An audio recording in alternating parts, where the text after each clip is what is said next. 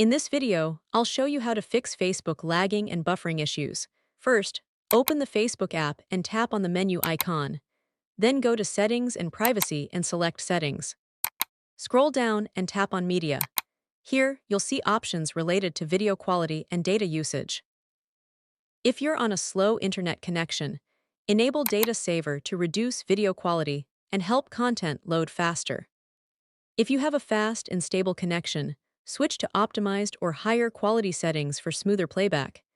If Facebook is still lagging, the issue may be caused by temporary app files. Open your phone's settings, then go to Apps and select Facebook. Tap on Storage and clear the app cache.